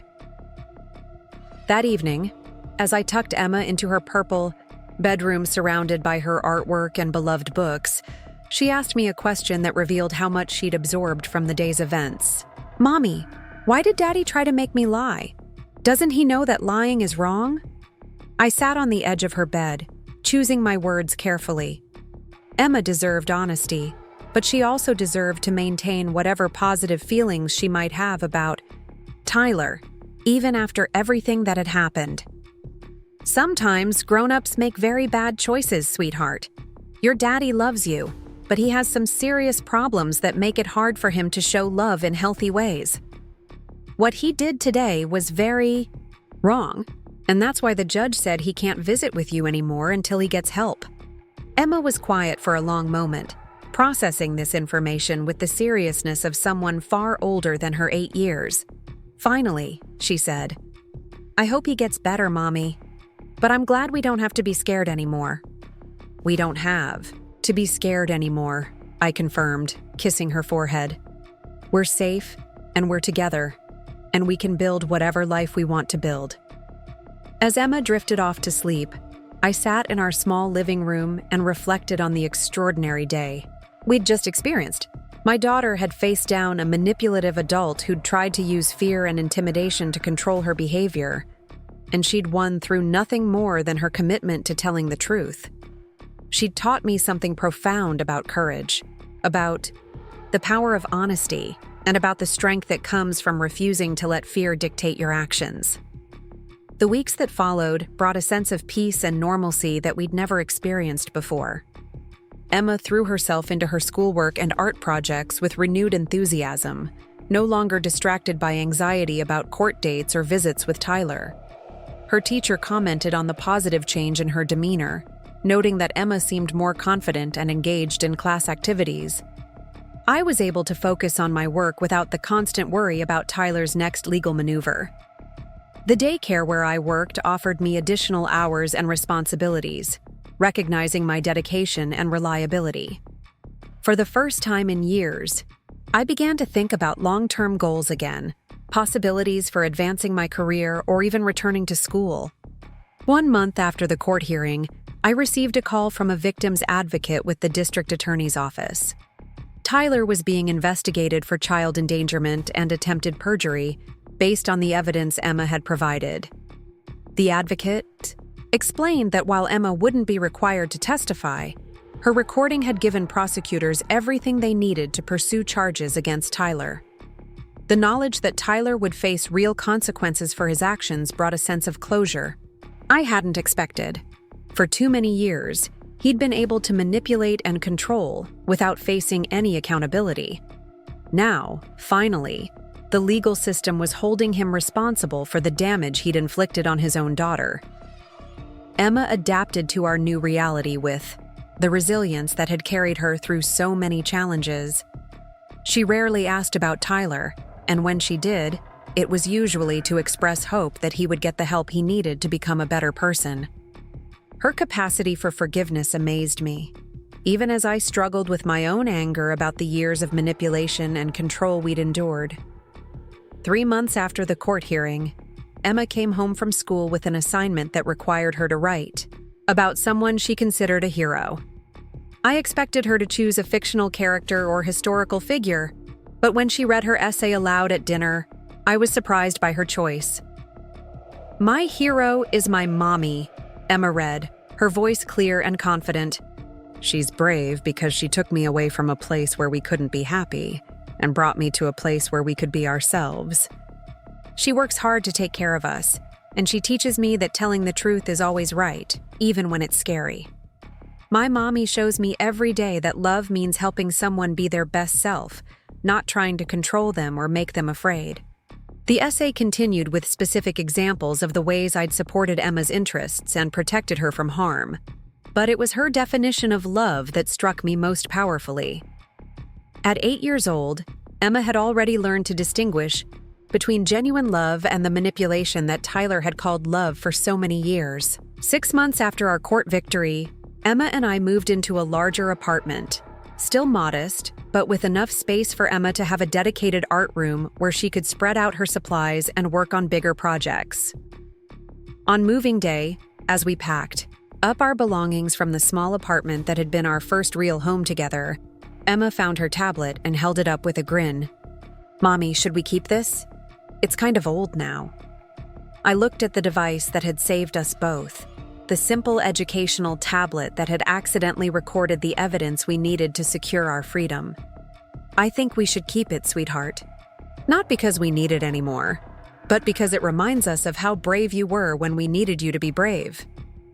Emma nodded thoughtfully and carefully placed the tablet in a box marked Emma's Special Things.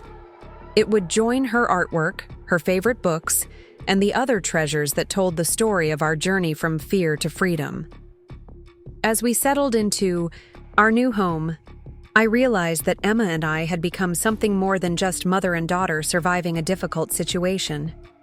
We'd become partners in building a life based on mutual respect, honest communication, and unconditional love. Emma had shown me that courage isn't the absence of fear.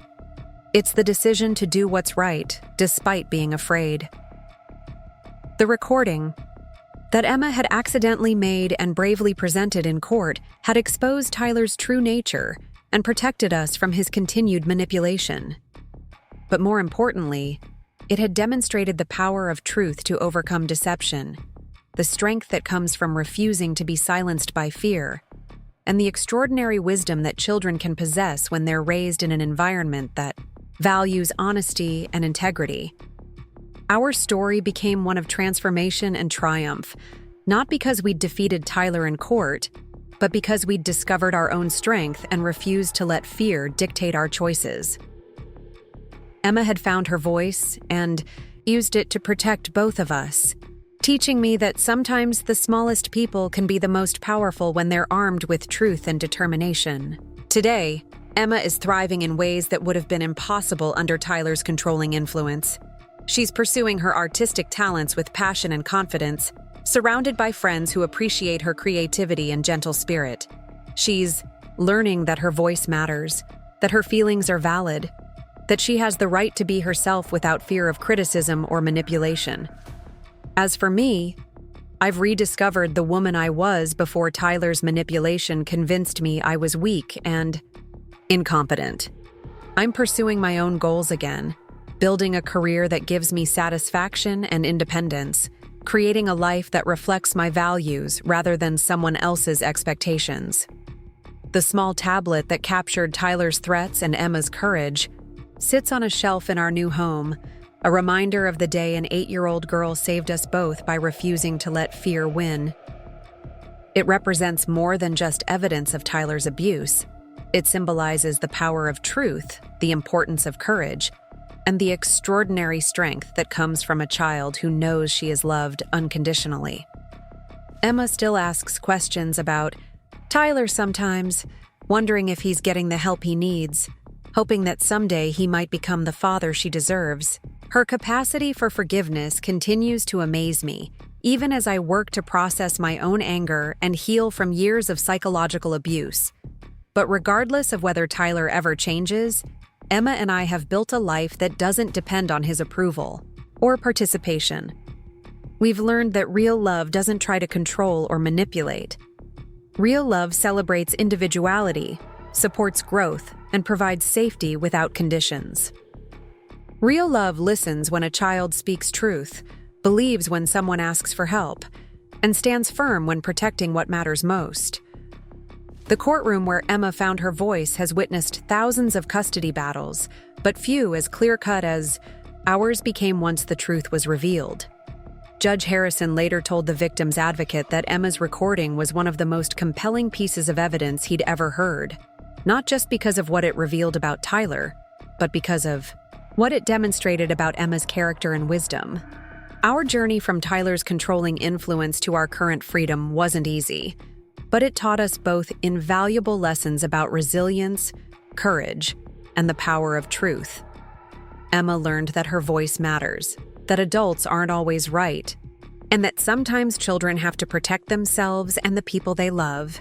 I learned that I'm stronger than I thought, that leaving an abusive situation is possible even when it seems impossible, and that the love between a parent and child can overcome even the most determined attempts at manipulation. The recording on Emma's tablet lasted only 15 minutes, but it changed our lives forever. It proved that truth has a power that manipulation can't overcome, that courage can come in small packages, and that sometimes the most important evidence comes from the most unexpected sources. Emma's bravery that day in court saved us both, but it also did something even more important. It showed us who we really are when we're not afraid. We're strong, we're honest, we're capable of protecting each other, and we're worthy of love that doesn't come with conditions or threats. As I watch Emma grow into the confident, creative, compassionate young woman she's becoming, I'm grateful every day for her courage in that courtroom. She didn't just play a recording. She stood up for truth, for justice, for the right of children, to be protected from adults who would harm them. She became a voice for every child who's ever been threatened into silence, every family torn apart by manipulation and control. The title of our story might focus on the moment Emma played Tyler's voicemail in court, but the real story is about so much more. It's about finding strength we didn't know we had, about choosing truth over fear, about building a life based on love rather than control. It's about a little girl who refused to let her father's threats silence her voice, and a mother who learned that sometimes we have to risk everything to save what matters most. Emma's tablet sits on our shelf as a reminder of that courage, but the real evidence of our victory is visible every day in Emma's laughter, her artwork, her confidence, and her growing understanding that she deserves to be loved for exactly who she is. We turned Tyler's attempt to reclaim control into an opportunity to secure our permanent freedom, and in doing so, we discovered that truth really can triumph over deception when we're brave enough to speak it aloud. The weight of Emma's tablet in Judge Harrison's hands seemed to represent far more than just a child's electronic device. As he pressed the play button and Tyler's voice filled the courtroom with threats and manipulation, I watched my 8-year-old daughter transform before my eyes. The scared little girl who had walked into this courthouse that morning was gone, replaced by someone who possessed a quiet strength that seemed impossible for her age.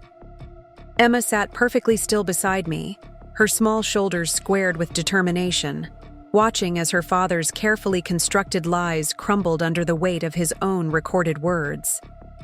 Tyler's voice on the recording carried none of the warmth and concern he'd displayed during his testimony just minutes earlier.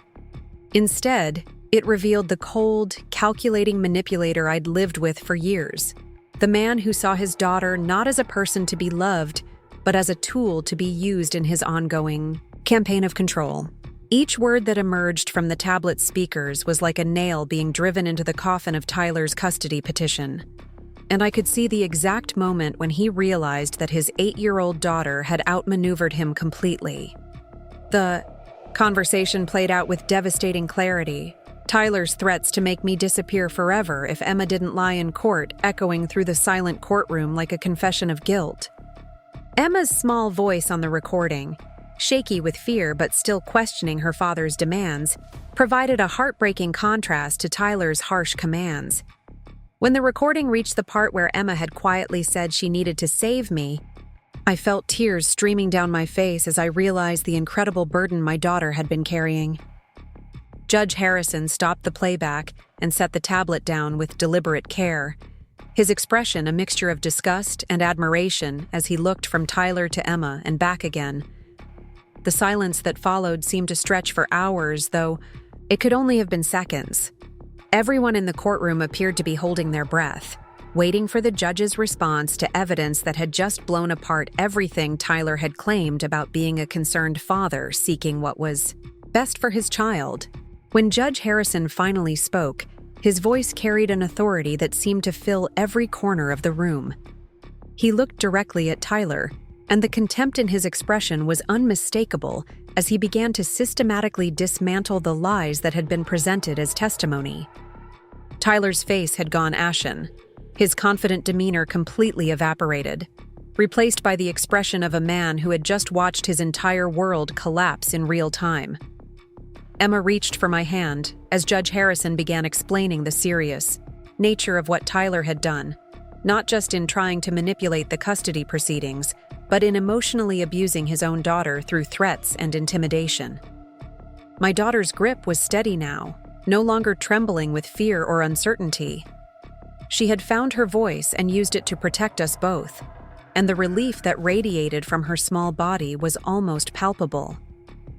The judge's words came down like hammer, blows on Tyler's petition, each sentence dismantling another piece of the narrative he'd tried so hard to construct. Not only was his request for custody modification denied, but all visitation rights were immediately suspended pending investigation by Child Protective Services and the District Attorney's Office.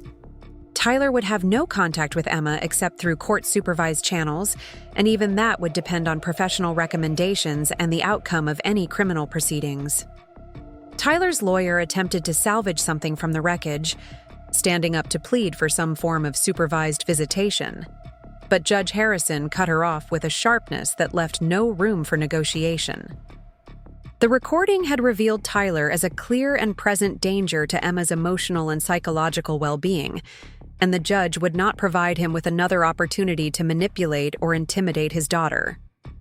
As the full weight of the judge's ruling settled over the courtroom, I felt a transformation taking place within myself as well. For 2 years, I'd lived with the constant fear that Tyler might find a way to take Emma away from me, that his resources and connections might somehow overcome the truth of who he really was. Now, finally, that fear was lifting, replaced by something I'd almost forgotten how to feel: genuine security and peace. Emma turned to look at me with eyes that sparkled with pride and relief, and I saw reflected in her face the same sense of liberation that was washing over me. She had done something extraordinary that day, something that required courage beyond her years and wisdom that many adults never develop. She had refused to let fear silence her voice, and in doing so, she had saved us both from Tyler's continued manipulation and control. The aftermath of the judge's ruling unfolded with surprising swiftness. Tyler sat in stunned silence as the reality of his situation became clear, his carefully planned strategy reduced to rubble by his daughter's quiet determination to tell the truth. His lawyer was already preparing to leave, probably calculating how quickly she could distance herself from a client who had just been exposed as someone willing to threaten his own child to get what he wanted. Judge Harrison turned his attention back to Emma, his expression softening considerably as he addressed the brave little girl who had just changed the entire trajectory of the case. He thanked her for her courage, acknowledging that what she had done required extraordinary bravery and maturity. Emma accepted his praise with the quiet dignity of someone who had simply done what needed to be done, without fanfare or expectation of reward. As we prepared to leave the courtroom, Emma asked Judge Harrison a question that revealed the depth of her empathy and concern for others. She wanted to know if other children would be protected from adults who tried to make them lie, if there were people who would help kids facing similar situations. The judge's response, warm and reassuring, seemed to satisfy Emma that her actions might help protect other children from the kind of manipulation she had experienced. The walk out of the courthouse felt like stepping into a completely different world. The Arizona sunshine that had felt oppressive when we arrived that morning now seemed warm and welcoming, like the embrace of freedom itself. Emma skipped beside me, her earlier solemnity replaced by the natural joy of a child who had just been told she could be herself without fear or restriction. Our celebration that afternoon was simple but profound. Ice cream and pizza might seem like modest rewards for such an extraordinary act of courage, but for Emma and me, they represented something much more significant: the freedom to make choices without fear, to enjoy simple pleasures without constantly looking over our shoulders, to build a future based on love rather than control. In the days and weeks that followed, the full impact of Emma's brave decision began to unfold. The recording she had accidentally made and courageously presented became the foundation for criminal charges against Tyler, ensuring that he would face real consequences for his actions. Child Protective Services opened their own investigation, documenting a pattern of emotional abuse and manipulation that stretched back years.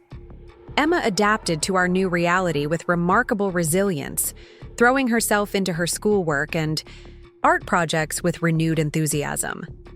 Her teacher commented on the positive change in her demeanor, noting that Emma seemed more confident and engaged in classroom activities. The constant undercurrent of anxiety that had colored her behavior for months was finally gone, replaced by the natural exuberance of a child who could plan for the future without fear. My own transformation was equally profound. The job at the daycare that had once been simply a means of survival became an opportunity for growth and advancement. My supervisors recognized my dedication and reliability, offering me additional responsibilities and training opportunities. For the first time in years, I began to think about long-term career goals, possibilities for returning to school, or advancing in the field of early childhood education. The small apartment in Tempe that had been our refuge became something more. A true home where Emma could flourish without the shadow of Tyler's manipulation hanging over us. Emma's artwork covered the refrigerator and walls, evidence of creativity that had been suppressed during our years under Tyler's control, but was now blooming in an environment of love and acceptance. Grace, my sister, who had provided such crucial support during our darkest days, became more than just family during this period of healing and growth. She became Emma's chosen grandmother figure, someone who understood the journey we'd traveled and celebrated every milestone of our recovery. Her nursing background proved invaluable as we processed the emotional trauma of Tyler's abuse and learned to trust our own instincts again. The tablet that had captured Tyler's threats found a place of honor on a shelf in our living room, not as a weapon or tool of revenge, but as a symbol of courage and truth. Emma would sometimes point it out to visitors, explaining matter-of-factly, that it was the device that had helped her tell the truth when lying would have been easier but wrong. As months passed, Emma's understanding of what had happened continued to evolve. She began to grasp not just the immediate impact of her actions, but the broader implications for other children who might be facing similar situations. Her capacity for empathy amazed me as she expressed hope that Tyler would get the help he needed, while simultaneously maintaining healthy boundaries about her own safety and well-being. The legal proceedings that followed Tyler's exposure moved through the system with unusual efficiency, partly because the evidence Emma had provided was so clear and compelling. Prosecutors didn't need to rely on testimony from traumatized witnesses or circumstantial evidence. They had Tyler's own voice confessing to child endangerment and attempted manipulation of court proceedings. Emma's story began to spread beyond our immediate circle, becoming an inspiration for other families dealing with custody battles involving manipulative or abusive parents. Victim advocates contacted us to share how Emma's courage had encouraged other children to speak up about their own experiences, creating a ripple effect of truth-telling that extended far beyond our individual case. The recording that had saved us also became a teaching tool for professionals working with families in crisis. Social workers, family court judges, and child psychologists used Emma's story to illustrate the importance of listening to children, believing their experiences, and providing safe spaces for them to share difficult truths. As Emma's 9th birthday approached, she asked for something specific as her gift. She wanted to visit the courthouse where she had found her voice, not out of trauma or compulsion, but as a way of honoring the courage she had discovered within herself. We arranged a tour with Judge Harrison, who was delighted to show Emma around his chambers and explain more about how the legal system works to protect children. During that visit, Emma asked thoughtful questions about justice, fairness, and the role of truth in making important decisions. Her curiosity and wisdom impressed everyone who met her, from the bailiffs to the court reporters who remembered the quiet little girl who had walked into their courtroom with evidence that changed everything. The transformation in Emma's relationship with authority figures was particularly striking. Where she had once been anxious and deferential around adults, especially men in positions of power, she now displayed a healthy confidence and self-advocacy that served her well in school and social situations. She had learned that her voice mattered, that adults weren't automatically right simply because they were older, and that sometimes children needed to protect themselves and the people they loved. My own healing journey included therapy to process years of psychological abuse and manipulation, but it also involved rediscovering parts of myself that Tyler had systematically undermined. The confident young woman who had once dreamed of running her own marketing company began to re-emerge, tentatively at first, then with growing strength and determination. The financial independence that had seemed impossible during my marriage to Tyler became achievable through careful planning and the support of people who believed in our potential. Emma and I moved to a larger apartment with space for her to have a dedicated art studio, and I enrolled in evening classes to update my skills and explore new career possibilities. Emma's art became more than just a hobby during this period of growth and healing. Her drawings and paintings evolved to reflect themes of courage, family, and overcoming obstacles. One piece in particular, a mixed-media collage titled "Finding My Voice," depicted a small figure standing tall among towering shadows, holding what looked remarkably like a tablet that glowed with inner light. The annual review of Tyler's case became a non-event as his continued refusal to acknowledge wrongdoing or participate in mandated counseling made it clear that he posed an ongoing risk to Emma's well-being. Each year that passed without his interference allowed Emma to grow stronger and more secure in her sense of self and her place in the world. Emma's story reached its most profound expression when she was invited to speak at a conference for child welfare professionals, sharing her experience in her own words for an audience of people dedicated to protecting children. Her presentation, delivered with the same quiet confidence she had shown in the courtroom, focused not on the trauma she had experienced, but on the power of truth and the importance of believing children when they find the courage to speak. The standing ovation Emma received that day was not just recognition of her individual courage, but acknowledgement of what she represented. The possibility that children, given support and belief, could be their own advocates and protectors. Her story had become larger than our personal struggle with Tyler, evolving into a symbol of hope for families everywhere, dealing with manipulation, abuse, and custody battles. As Emma entered her preteen years, the lessons she had learned about courage, truth, and self-advocacy continued to serve her well. She approached challenges with a combination of thoughtfulness and determination that impressed teachers, friends, and family members. The scared little girl who had once worried about her father's threats had grown into a confident young person who understood her own worth and refused to accept treatment that diminished her dignity. The tablet that had started everything remained on our shelf, but its significance had evolved. It was no longer just evidence of Tyler's abuse or proof of Emma's courage. It had become a reminder that truth has power, that children deserve to be heard and believed, and that sometimes the smallest voices can create the biggest changes. Our story, which began with Tyler's attempt to reclaim control through manipulation and lies, had transformed into something much more powerful, a testament to the strength of the human spirit, the importance of speaking truth, even when it's difficult, and the extraordinary courage that children can display when they're supported by love rather than controlled by fear. Emma's recording had lasted only 15 minutes, but its impact had rippled outward to touch countless lives. Other children found the courage to speak their own truths.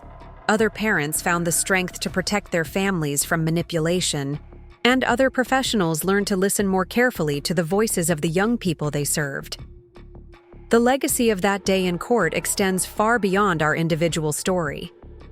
It serves as proof that justice is possible, that truth can overcome deception, and that sometimes the most powerful evidence comes from the most unexpected sources. Emma's courage in playing that recording didn't just save us. It created a precedent for believing children, protecting families, and holding manipulative adults accountable for their actions. Today, Emma continues to thrive as an artist, student, and advocate for other children. The confidence she discovered in that courthouse has carried her through every challenge she's faced since, reminding her that her voice matters and that she has the right to be heard and believed. Her story continues to inspire others to find their own courage, speak their own truths, and refuse to let fear dictate their choices. The small tablet that captured a father's threats and a daughter's wisdom sits quietly on our shelf, a humble reminder of an extraordinary day when truth triumphed over lies, courage overcame fear, and a little girl's voice changed everything. It represents not just our victory over Tyler's manipulation, but the ongoing possibility that justice, love, and truth can prevail when we're brave enough to speak them aloud. Up next, you've got 2 more standout stories right on your screen. If this one hit the mark, you won't want to pass these up. Just click and check them out.